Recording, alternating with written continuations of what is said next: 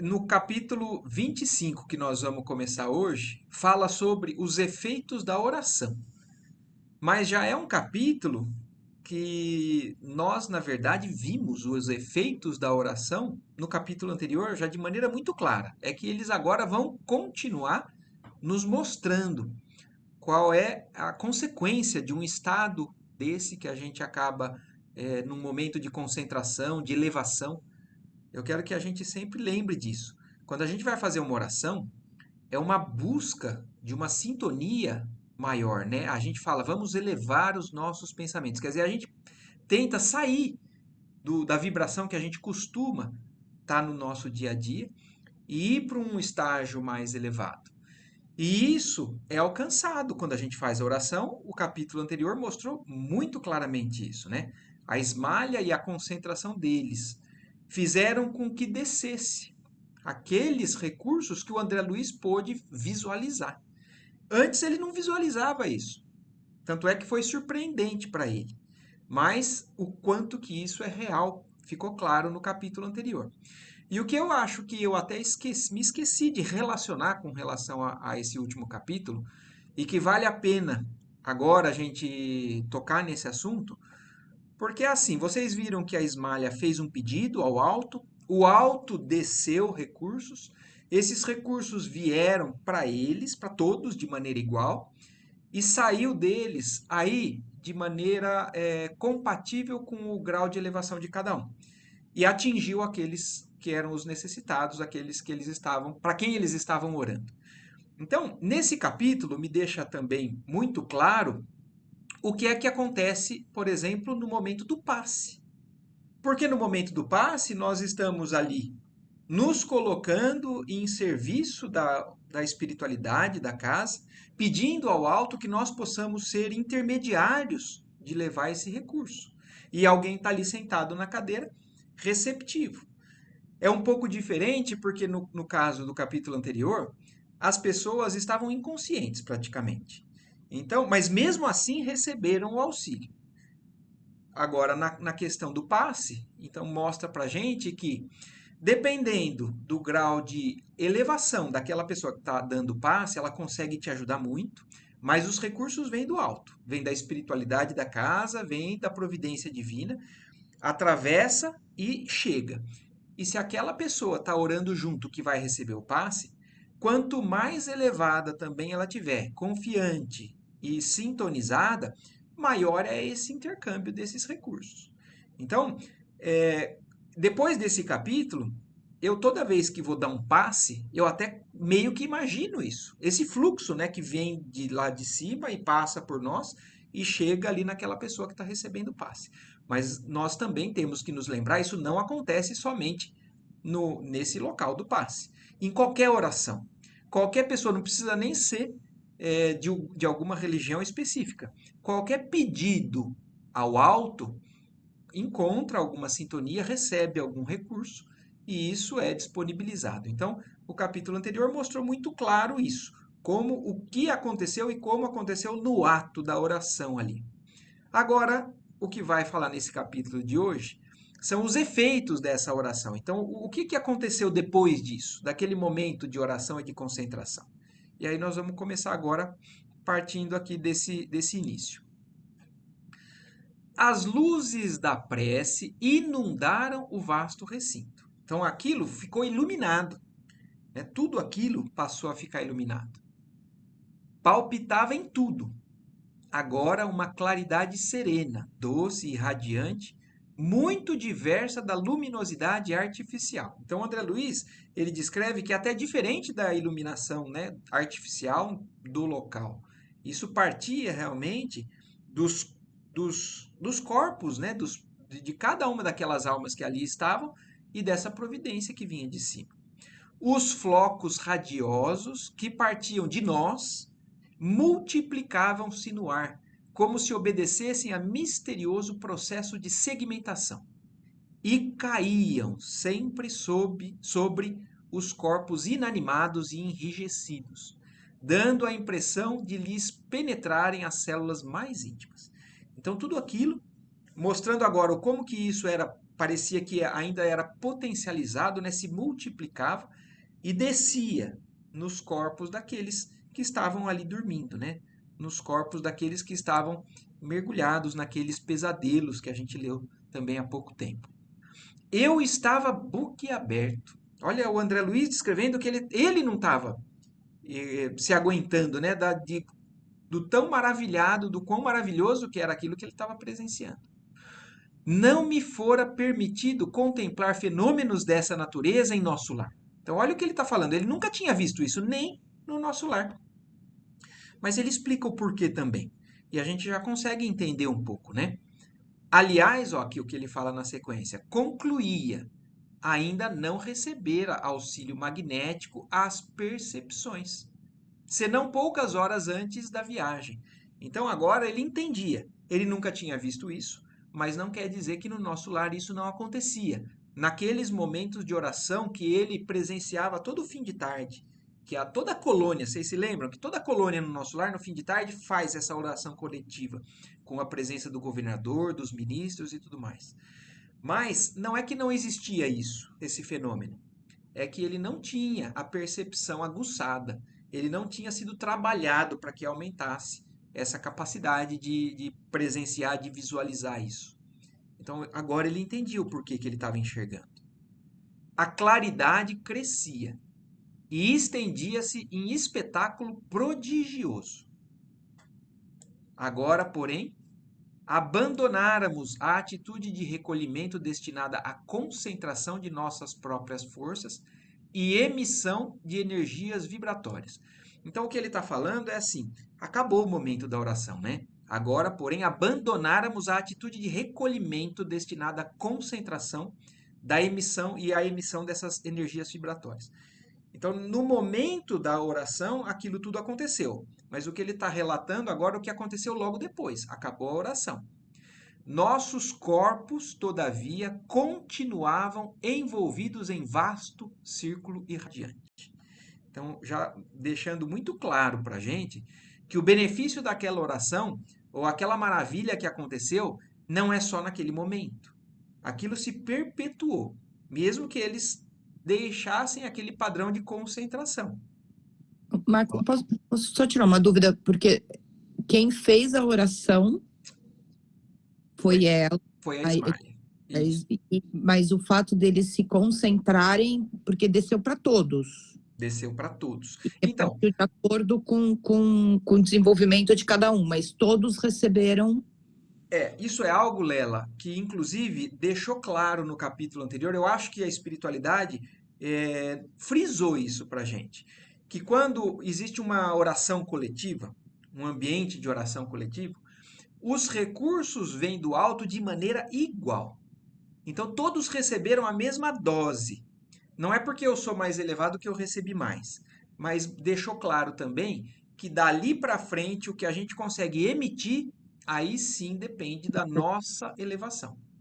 Então, os espíritos mais elevados conseguem absorver isso que vem de igual maneira do céu e conseguem ampliar. Tanto é que cita no capítulo anterior que a Ismalha conseguia atingir um número maior de pessoas ali que ela conseguia levar adiante em menor tempo. Inclusive era mais rápido e mais amplo. Então, mas isso eu acho que me chamou a atenção, porque eles reforçaram isso no fim do capítulo. Então, alguma coisa eles querem nos mostrar realmente com relação a isso, né?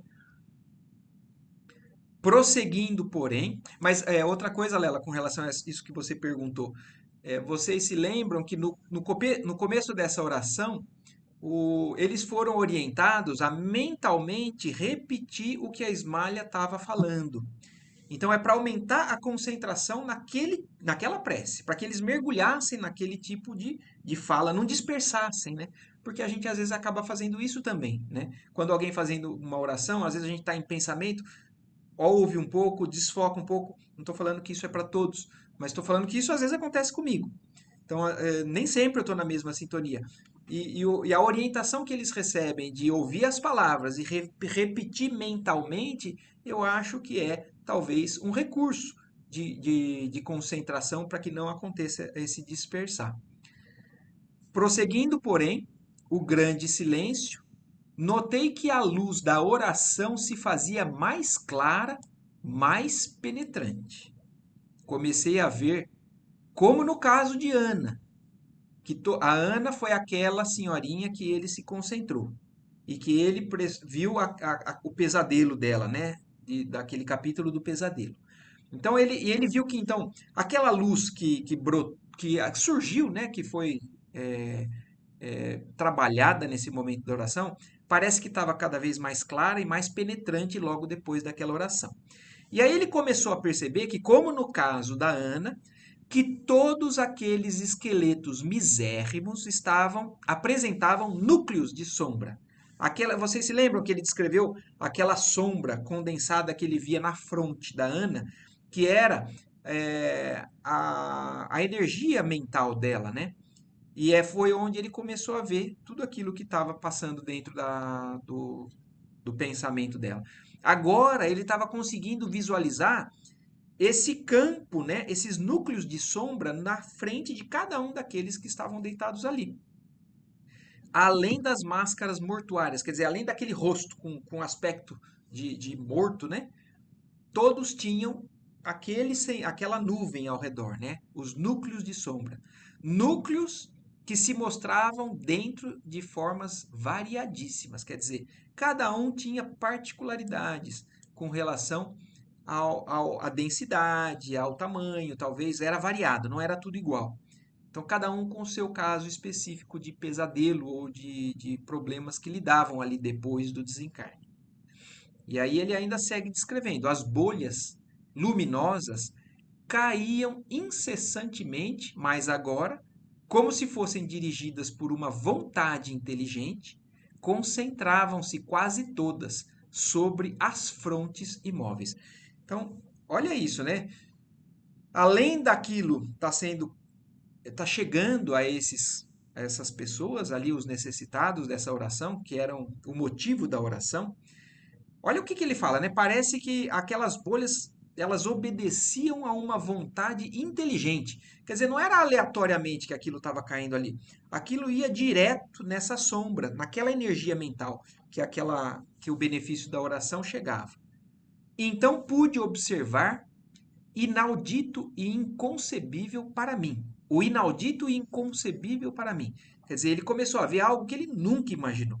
Nunca poderia nem conceber como que pudesse acontecer. As múmias, olha como ele chama, né? Porque realmente para ele pareciam múmias. Pessoas ali mortas, né? Mumificadas. Porque não posso dar outro nome aos irmãos que dormem, começaram a dar sinais de vida. Então, aqueles irmãos que pareciam mortos, naquele momento da oração, quando receberam essas bolhas magnéticas, né, começaram a dar sinais de vida. Alguns deles, daqueles infelizes, deixavam escapar gemidos angustiosos.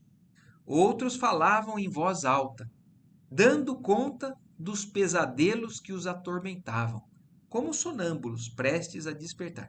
Então parece que começaram a ficar num sono mais raso, né? Não tão profundo, e começaram a dar sinais, né, de agitação, de colocar para fora aquilo que eles estavam vivenciando, de maneira a falar, a gesticular, como se fosse prestes a acordar mesmo. Muitos moviam os pés e as mãos. Então, aquela bênção que eles receberam ali, de alguma maneira, conseguiu fazer um movimento realmente eficiente. Conseguiu, de alguma forma, tocar, mobilizar aquelas pessoas ali dormindo. Como a se esforçarem por fugir ao sono doloroso. Então parecia que eles estavam começando a tentar escapar daquilo. Era uma luz que eles estavam talvez recebendo e que dava algum estímulo para que eles conseguissem sair daquilo que eles estavam mergulhados. Eminentemente surpreendido, reparei que dois se levantaram, distante de nós. Então, olha isso, né? Dois chegaram a se levantar. Então, esse despertar chegou a ser real para dois deles. Outros ficaram agitados, mas dois levantaram, distante de nós, não estavam ali perto. E aí a observação que o André Luiz faz é o seguinte: recordei que ambos faziam parte daqueles que haviam recebido toda espécie de assistência, inclusive o sopro curativo. Então isso também mostra para a gente o quanto existe uma gradação realmente de profundidade e de proximidade de melhora. Tanto é que eles, ali no plano espiritual, escolhem aqueles que estão mais suscetíveis a acordar para receber esse tipo de auxílio. E na hora da oração, aquilo acaba realmente culminando nesse momento em que acabam dois se levantando. Se eles tivessem levado esse sopro, esse passe, ou a água efluviada, aqueles que estavam mais distantes do momento de acordar, não seria talvez um conjunto que levasse a conseguir um êxito, né? Porque qual que é o intuito aqui? É levar um auxílio real a esses irmãos, né? E eles conseguem identificar aqueles que estão mais perto de conseguir dar o próximo passo. Então eles se levantaram. E o André Luiz se lembrando disso, que eram aqueles que já tinham recebido. Estavam dentro daqueles 400 e, na verdade, poucos receberam mais especificamente mais auxílio, mais recursos ali, né?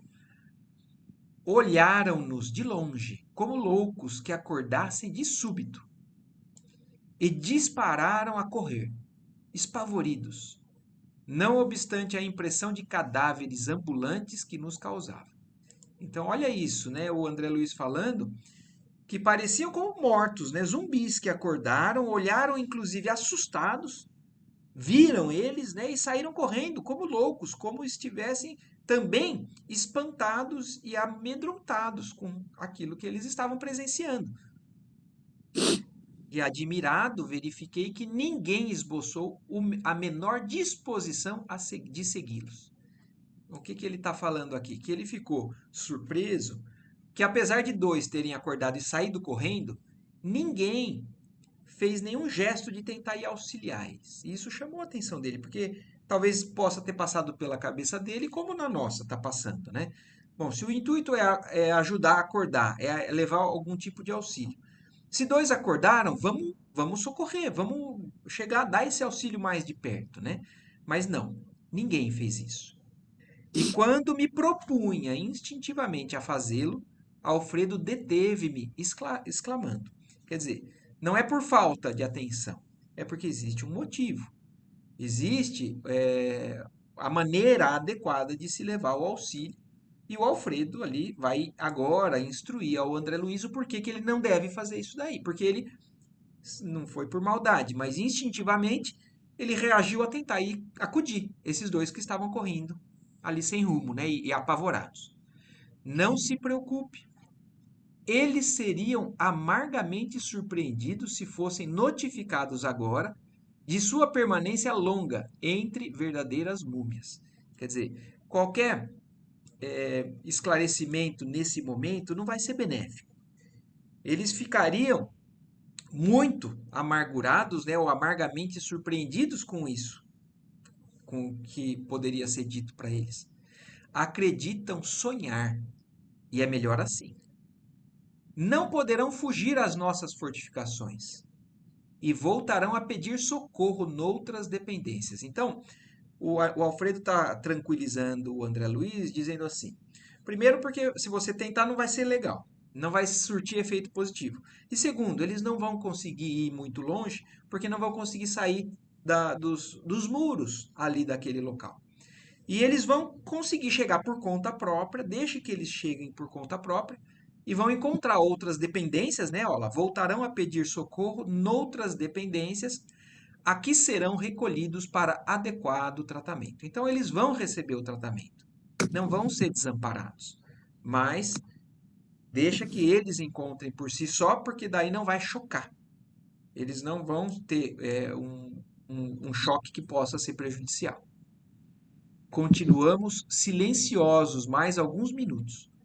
E notei que as luzes se foram apagando gradativamente, ao passo que os cadáveres retomavam a imobilidade anterior.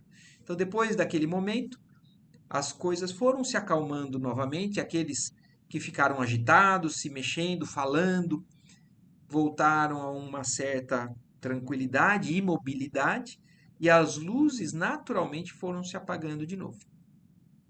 Ismalha declarou terminadas as nossas atividades da oração, e o administrador, após o sinal luminoso, que notificava aos operários o término das obrigações, adiantou-se para nós, exclamando: gratíssimo pelo concurso fraternal. Realizamos belo serviço intercessório. Desde alguns dias, ninguém se levantava. Então, olha isso, né? Porque a gente pode pensar, puxa vida, só 2, né? De tantos ali deitados, 400 receberam um benefício, um tratamento mais direto. Só 2 levantaram, mas é assim. E às vezes ninguém. Então, tanto é, pelo que o Alfredo diz, alguns dias ninguém se levantava. Então, eles estavam dando, naquele momento, como se fosse um sucesso muito grande o que eles conseguiram. Despertar 2 daquele estado já era uma grande coisa para eles. Aniceto, percebendo-nos a perplexidade, falou a Vicente e a mim de maneira significativa. Conforme viram, o trabalho da prece é mais importante do que se pode imaginar no círculo dos encarnados. Então tem muita coisa que eu acho que daqui a gente já pode tirar, né, como observação, conclusão. Então, são 2 capítulos que, como eu falei, porque para a gente parece algo muito abstrato, né? A gente, como encarnado, a gente acha que o que a gente não vê talvez não esteja acontecendo. Mas aqui no capítulo mostra que dependendo da percepção que você já tem da evolução, você consegue até visualizar esse auxílio. E é o que o Aniceto está falando aqui para o Vicente e para o André Luiz. Vocês viram que o trabalho da prece é mais importante do que se pode imaginar no círculo dos encarnados. Porque muita gente, muitos de nós, às vezes, faz oração aqui na Terra, primeiramente pedindo aquilo que quer, não se entregando aquilo que Deus tem reservado para nós. E quando aquilo que a gente pede não acontece, a gente acha que não está então surtindo efeito, ou que talvez nós estamos esquecidos, mas não é bem assim. Exatamente isso que o capítulo está nos mostrando. E o trabalho da prece, então, importante porque conseguiu levar benefício. Primeiro, porque conseguiu agitar aqueles irmãos de alguma maneira, conseguiu tocar aqueles irmãos de alguma maneira. Fez eles se mexerem, mesmo à distância. E 2 conseguiram se levantar. E aí o Aniceto segue ainda nos instruindo com relação aos benefícios que uma prece traz quando a gente faz. Não há prece sem resposta. Olha essa afirmação. Porque, como eu falei, às vezes a gente acha que algumas preces estão sendo atendidas e outras não.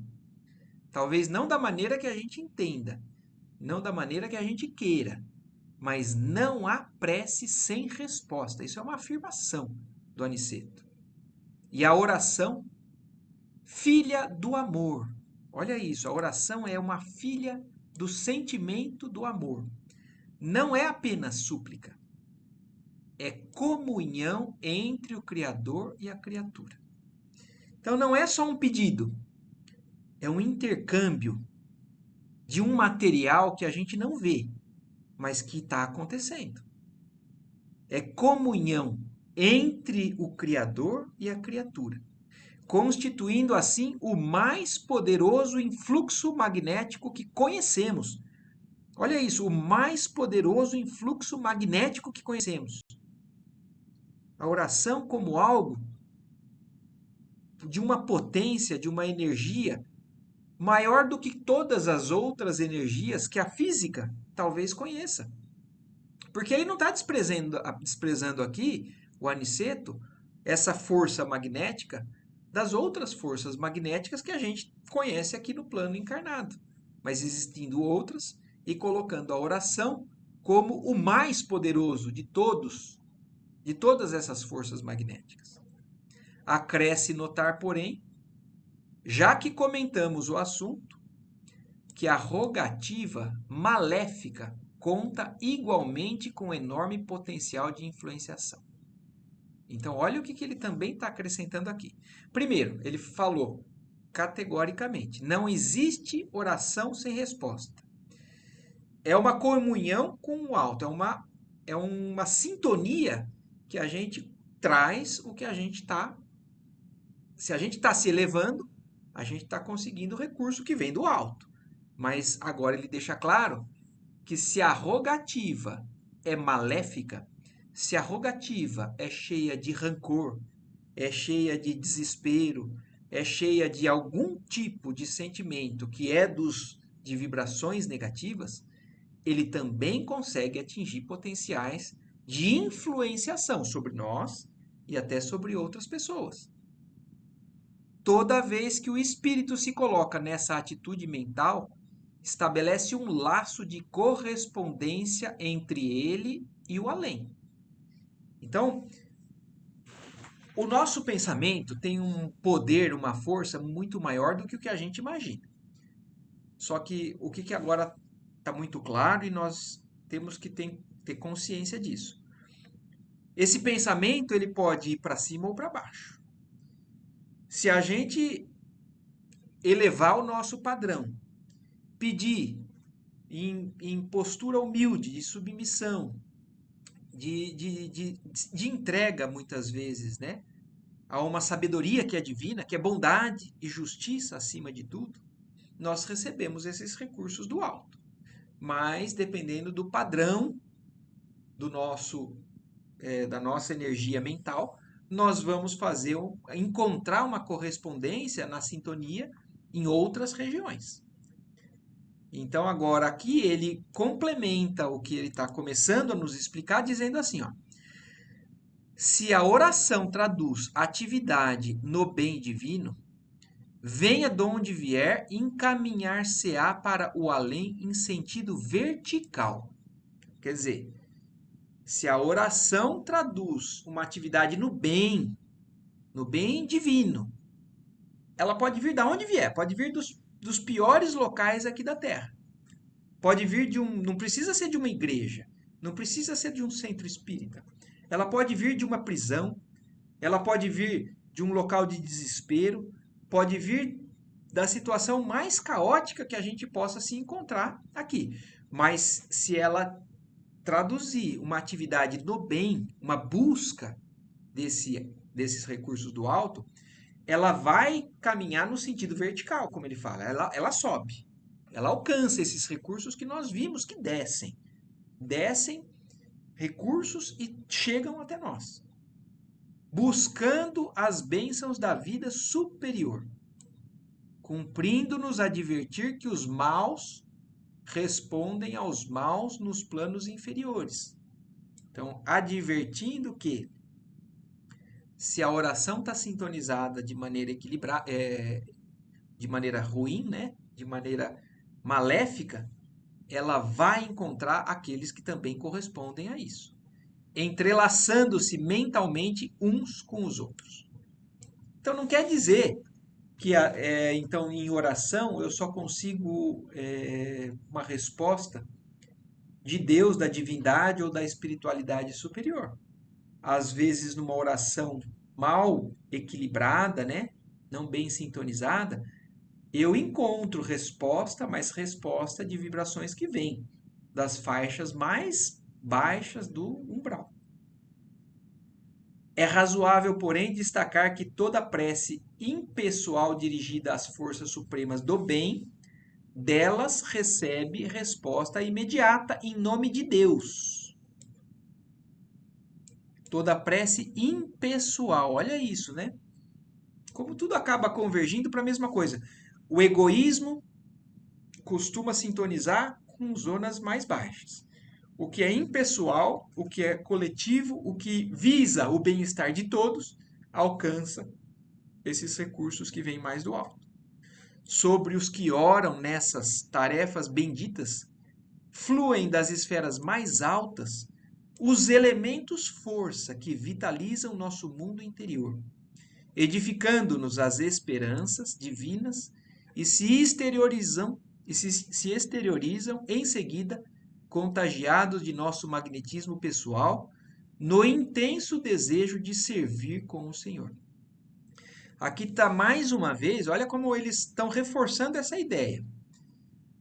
Falando, ó, se nós estamos orando, buscando alto, elementos força, olha como ele fala, elementos força, nos vitalizam o mundo interior, nos restabelecem. Então, aquilo, o primeiro beneficiado da oração é quem faz a oração. Revitaliza, edifica a esperança e depois saem da gente. Se exteriorizam em seguida, contagiados de nosso magnetismo pessoal. Então, aí, o nosso magnetismo influencia naquilo que conseguimos botar para fora. No intenso desejo de servir com o Senhor. E procurando materializar o pensamento para facilitar-nos a compreensão, acentuou. Quer dizer, o Aniceto, além de explicar tudo isso que ele acabou de falar, ele tentou dar um exemplo que ficasse mais claro, né? Porque nós temos ainda muito a necessidade da materialização para a compreensão, né? E aí o Aniceto procurou materializar aquilo que ele explicou. Viram vocês cair sobre nós os elementos a que me refiro. Então, os elementos força que ele se referiu são aquelas flocos, né, que ele descreveu. Vocês viram cair de cima sobre nós aqueles elementos força. E observaram a sua exteriorização com as luzes de cada um de nós, em benefício dos irmãos que dormem e sofrem. Então, reforçando mais uma vez exatamente isso. Nós recebemos, atravessa, passa por nós e dependendo da nossa sinceridade ou da nossa elevação, da nossa espiritualização, a gente consegue levar um auxílio cada vez maior. Então, se nós quisermos realmente levar esse auxílio de maneira eficiente àqueles que nos procuram ou que vão num centro espírita para tomar um passe, quanto mais eu me elevar, mais eu consigo também fazer com que esse auxílio chegue de maneira eficiente. Concedeu-nos o Altíssimo a força de auxiliar em porções iguais para todos nós. Olha isso, mais uma vez. Talvez isso seja muito importante para a gente realmente entender, porque mais uma vez eles estão reforçando isso.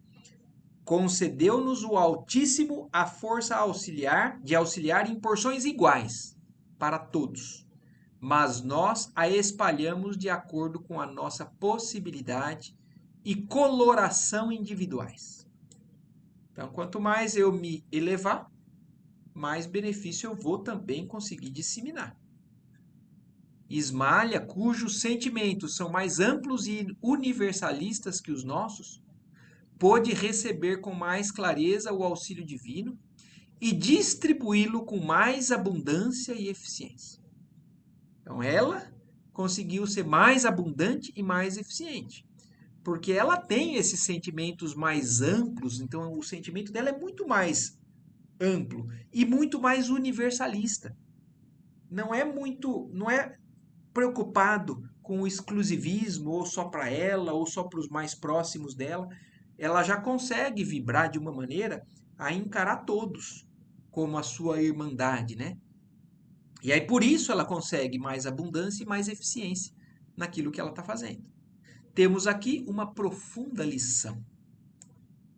Como já disse, o pai visita os filhos necessitados através dos filhos que procuram compreendê-lo. Vocês se lembram que eu comentei no capítulo anterior que tem uma fala do André Luiz que o pai atende a criatura através da criatura. Então, não adianta só a gente orar, pedir para Deus que cuide do problema lá ou ali. Nós temos que nos colocar à disposição para que também façamos parte desse auxílio. Então, como já se disse, o pai visita os filhos necessitados através dos filhos que procuram compreendê-lo. Não poderíamos abusar do Senhor como abusamos no círculo terrestre dos nossos pais humanos. Então, pedir tudo para... Olha isso que ele está falando aqui, né? Não poderíamos abusar do Senhor como abusamos no círculo terrestre dos nossos pais humanos. Tem muita gente que pede para os pais fazerem tudo por eles. Ah, faz isso, se acomoda, porque os pais fazem e a gente abusa, pedindo que eles façam isso. Mas com relação a Deus, Deus espera de nós a nossa parte. Porque Deus não quer, Deus sabe educar, não quer a gente acomodado. Então, nós podemos pedir, mas nós temos que nos colocar à disposição. Né? Existe uma frase de um livro do Emmanuel também, do livro Pensamento e Vida, o capítulo que se chama Auxílio.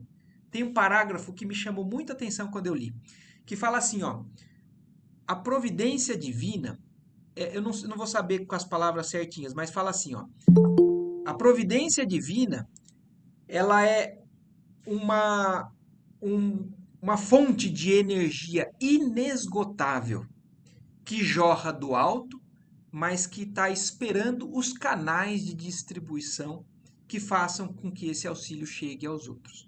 Quer dizer, recursos não faltam do alto, não faltam. Só que essa providência espera os canais, e os canais somos nós. Se ninguém se colocar à disposição para que isso atravesse e chegue aos outros, vai continuar lá. Porque Deus está dependendo daqueles que compreendem, né?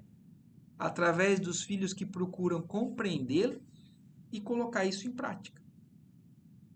Não vive ele ao sabor de nossos caprichos pessoais. Então, não vive o Pai, né? Ele, com E maiúsculo, ao sabor dos nossos caprichos pessoais.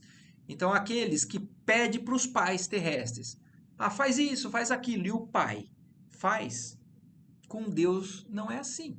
Porque Deus não nos deixa colocar os nossos caprichos acima das verdadeiras necessidades, né, de engrandecimento. Nunca poderia vir em pessoa enxugar o pranto do necessitado que chora, em consequência, aliás, do ouvido das leis divinas. Ô Gandolfo, imagina, eu que peço desculpa, porque eu que mudei o horário. Eu não sei se você tinha visto, eu acabei tendo que mudar por causa do vestibular do mate. Mas depois, qualquer coisa, você pega o começo aí para não perder aí o restante, tá bom?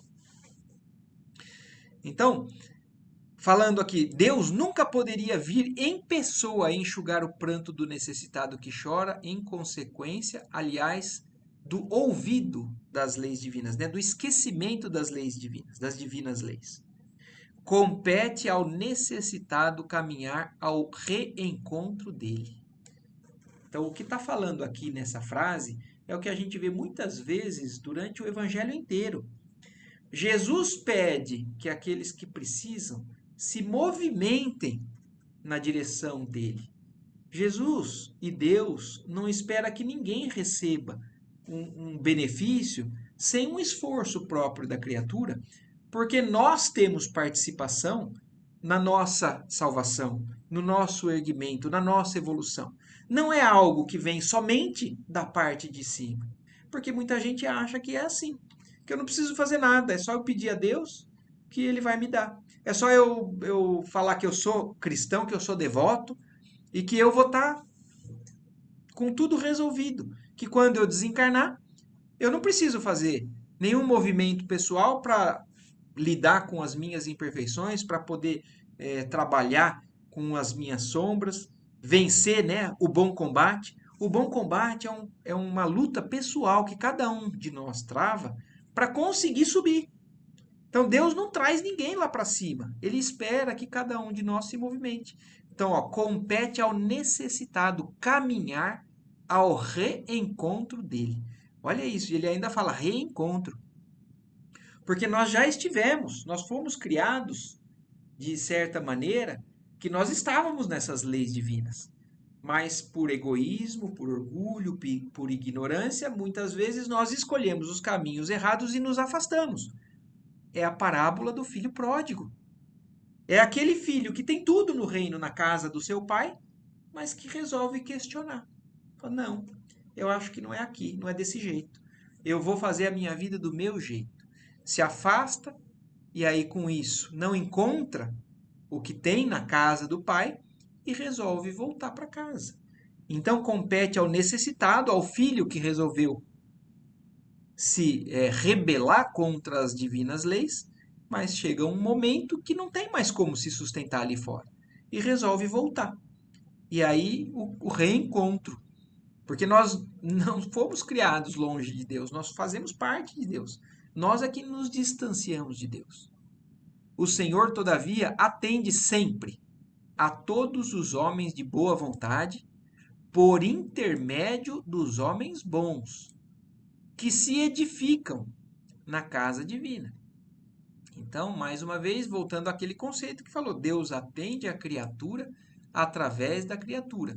E não é qualquer criatura, são aqueles que se sensibilizam, aqueles que são movidos de uma íntima compaixão, né, como é dita também na parábola lá do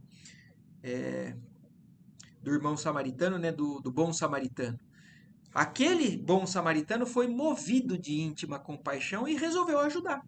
Então, são os homens bons, aqueles que se sensibilizam com o sofrimento dos outros, que conseguem levar esse auxílio. Todos os nossos desejos e impulsos razoáveis são atendidos pelas bênçãos paternais do Eterno. Ainda que nos demoremos nas lágrimas e nas aflições, jamais permanecemos ao desamparo. Então, olha, isso é uma. Tem gente que não acredita, não entende assim, né? Se desespera e acha que está tudo perdido. Mas ainda que nos demoremos nas lágrimas e nas aflições, jamais, não tem um filho, não tem uma ovelha que vai ficar para trás. Jamais permanecemos ao desamparo. Somos nós que às vezes, né, fechamos as portas e a janela e a luz não entra. Mas a luz está sempre ali. É como falou, né? O amparo divino, a providência está sempre jorrando em abundância aquilo que nós necessitamos. Mas é necessário que nós façamos o movimento para alcançar. E o movimento é de subida, né? Por que na oração do Pai Nosso, né, a gente fala assim, Pai Nosso que está nos céus? Porque na vibração que a gente muitas vezes se fecha, às vezes a gente não encontra Deus. E quando a gente eleva o nosso pensamento, a gente encontra. Porque ele está nessa vibração que nós buscamos alcançar, principalmente no momento de oração. Venha a nós o vosso reino, a gente fala. Então a gente espera que a gente consiga alcançar esse reino que está nas vibrações maiores.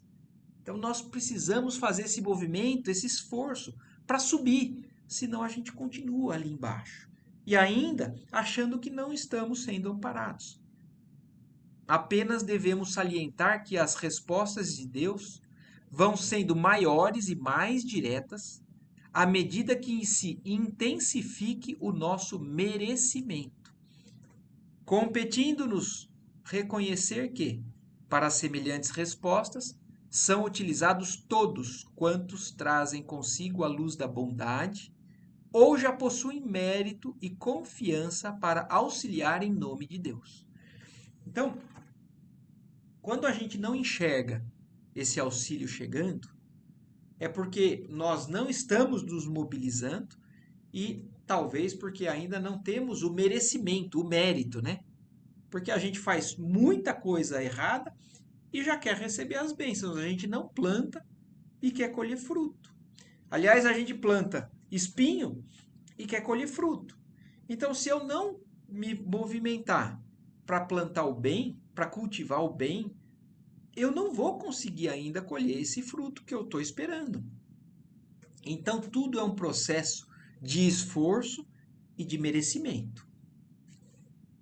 As explicações de Aniceto abriam-me novos campos de meditação. Então, que abra, não só para o André Luiz, né, para nós também, para entender isso, porque é natural, quando a gente está num desespero, pedir e pedir egoístamente, muitas vezes. Eu peço a Deus que Ele faça isso. Eu não sei que aquilo, às vezes, não é o melhor para mim. E, às vezes, aquela oração que eu estou fazendo não acontece da maneira que eu espero. E nós nos revoltamos. Às vezes, nós até falamos que Deus se esqueceu de nós, que nós somos filhos, que Deus se esqueceu. E não é bem assim que acontece. E aqui é justamente uma reflexão sobre o como que acontece esse movimento, né, de nossa parte para alcançar esse alto e o como que também nós recebemos e distribuímos isso tudo que vem desse intercâmbio, dessa comunhão, né, com esse mais alto. O esclarecido instrutor, contudo, não dera por finda a lição e, depois de longa pausa, concluiu. Então, aí o Aniceto ainda vai arrematar tudo isso que ele falou para a gente com relação à prece. Já que vocês se encontram comigo num curso de serviço auxiliador, espero aproveitem o máximo ensinamento desta hora. Reparem que nestes pavilhões temos 1.980 abrigados que dormem. O que o Aniceto agora vai mostrar, né? Vamos acabar mantendo essa sintonia, né, de compreensão e de busca que a gente está tendo aqui, porque é o que ele está pedindo também para o André Luiz e para o Vicente. Já que vocês estão aqui comigo num curso de serviço auxiliador, se nós estamos também com a mesma intenção de um dia conseguir levar ajuda àqueles que precisam, espero que nós aproveitemos o máximo essa lição de hoje, do mesmo jeito que o Aniceto está falando para o André Luiz e o Vicente também aproveitarem. E agora, olha o que ele então vai falar. Aqui no pavilhão, nós temos 1.980, como já foi dito no capítulo anterior. Então, são 1.980 irmãos que dormem naquelas condições. Todos recebem diariamente alimento e medicação comuns, mas só 400 são atendidos com o alimento e medicação especializados. Então, a primeira coisa que ele fala, de 1980 é uma parcela menor do que a metade, né? 400 de 2.000 é um quinto praticamente. Todos recebem medicação e alimento comum. 400 especializado, por se mostrarem mais suscetíveis de justa melhora. Quer dizer, existe, primeira lição que a gente tem, quando a gente procura levar auxílio, benefício, existe uma adequação de como se fazer esse auxílio. Então, todos recebem o necessário, o mínimo necessário. Ninguém fica em desamparo. Mas aqueles que estão mais suscetíveis a alguma melhora recebem uma atenção diferenciada. Porque não é para desperdiçar recursos. Então, não adianta, às vezes, a gente ficar insistindo em um auxílio que não está surtindo efeito. Naquele momento seria gastar algo que poderia ser mais útil para outra pessoa, que está num estágio ainda um pouquinho melhor. Talvez a gente ainda não tenha a capacidade de discernir isso, mas é um processo, é uma busca de esclarecimento, de lucidez que nós devemos cada vez mais buscar. E aí ainda ele fala, ele continua falando, desses 400, apenas 2/3 se revelaram aptos à recepção de passes magnéticos. Então, dos 400, 260, 270 receberam os passes. Muitos não podem receber, por enquanto, água efluviada. Poucos foram contemplados com o sopro curativo. Então, olha como a gradação vai cada vez mais se afunilando. Então, existe o que é geral, o que um pouco aqui para uma multidão, para um grupo um pouquinho menor, depois ainda mais específico, e ele ainda termina falando, e somente 2 se levantaram, ainda assim profundamente perturbados. E a gente quer na nossa oração milagre. A gente quer. Eu orei hoje e eu quero que todos para quem eu estou orando recebam aquela cura, naquele momento. E é naquele momento que eu quero. Então, olha como nós estamos distantes de compreender como é que a natureza age, como é que as leis divinas respeitam o tempo, o limite de cada um. Então, de todo esse panorama, somente 2 levantaram e ainda assim profundamente perturbados. E eles desistem de continuar fazendo o atendimento por isso? Então, mas tem muita gente que vai ajudar e não tem eficiência ou não tem reconhecimento daquele que está sendo beneficiado, fala assim, eu não vou mais perder meu tempo com isso. E sai. Eles não, eles estavam lá diariamente levando alimento, levando oração, esperando o tempo de cada um, mas não cessando. Mas eles tinham a lucidez para conseguir dosar o que cada um necessitava. Nós ainda estamos longe disso, mas é como eu falei, nós estamos no começo do nosso curso, né? Nós, graças a Deus, começamos esse curso aqui na Terra, ainda encarnado. Mas nós temos muito ainda o que aprender, para se a gente quiser realmente levar benefício. Então, poucos foram contemplados com o sopro, 2 só se levantaram e ainda assim profundamente perturbados. Já que iniciam um trabalho de cooperação fraternal, então agora está falando de novo assim diretamente para o André Luiz e para o Vicente. Já que vocês estão iniciando então esse trabalho de cooperação fraternal, não esqueçam essa lição. Façamos todos o bem, sem qualquer ansiedade. Semeemo-lo sempre em toda a parte, mas não estacionemos na exigência de resultados.